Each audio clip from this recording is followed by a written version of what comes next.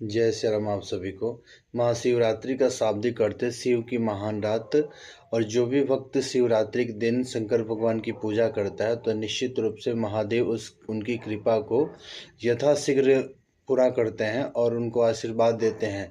जो भी भक्त शंकर भगवान की उस दिन विधिवत पूजा करता है, विधिवत पूजा में हम पंचोपकार विधि बोलें या षोडशोपचार विधि बोलें, जिस विधि से वो शंकर भगवान की पूजा करते हैं वह यथाशीघ्र प्रसन्न होते हैं। और अगर हम किसी कारणवश बहुत सारे सामग्री को शंकर जी के ऊपर न चढ़ाएं तो हमें कुछ ऐसे उपाय अवश्य करने चाहिए जिसका सारा का सारा फल हमें अवश्य रूप से मिले। कुछ चीज़ों को चढ़ाकर अगर हम यथाशीघ्र शंकर जी को प्रसन्न कर सकते हैं तो कौन कौन सी चीज़ें हैं जो आपको शंकर जी के ऊपर महाशिवरात्रि के दिन अवश्य चढ़ानी चाहिए।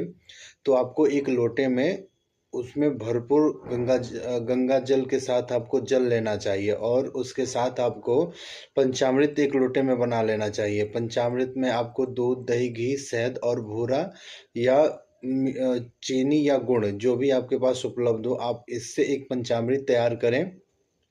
और साथ में आपको क्या करना है कि बेलपत्र आपको लेना है, कम से कम 5 बेलपत्र आपको लेना है, समी पत्र 5 लेना है, भांग करीब आपको 5 पत्ते तो अवश्य लेने हैं, जितना अधिक हो जाए उससे कोई बात नहीं है।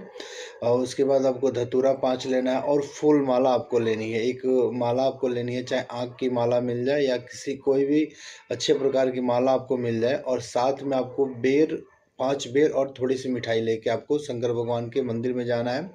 और वहाँ पे जाके आपको शंकर जी के ऊपर सबसे पहले आपको लोटे में जो जल और गंगा जल आपने मिला रखा है उसको आपको शंकर जी के ऊपर चढ़ाना है। जैसे नहलाना बोलते हैं वैसे आपको उस जल से शंकर भगवान को नहलाना है और आधा लोटे से उनको नहला देना है और आधे लोटे का जल आपको सुरक्षित रख लेना है। और उसके बाद आपको क्या करना है कि शंकर जी के ऊपर पंचामृत से आपको स्नान कराना है। पंचामृत से स्नान कराने के तुरंत बाद जो आपने लोटे में जल बचा रखा है उस जल से आप शंकर जी को फिर से एक बार और स्नान करा दीजिए और पंचामृत का जो भी सामान ऊपर बचा है, शिवलिंग पे बचा है, सब उसको बढ़िया से उस जल से धो दीजिए। और जल धोने के बाद जो आपके पास 5 बेलपत्र, समी पत्र, भांग, धतूरा, फूलमाला और बेर और मिठाई, ये सब आप शंकर जी के ऊपर अर्पित कर दीजिए। और अर्पित करने के बाद आप अपने मन की कामना वहाँ पे बोलिए कि प्रभु हमें संतान प्राप्ति चाहिए और हमारे व्यापार में कोई किसी प्रकार की दिक्कत आ रही है, शादी में कोई रुकावट आ रही है, धन कोई लेके हमारा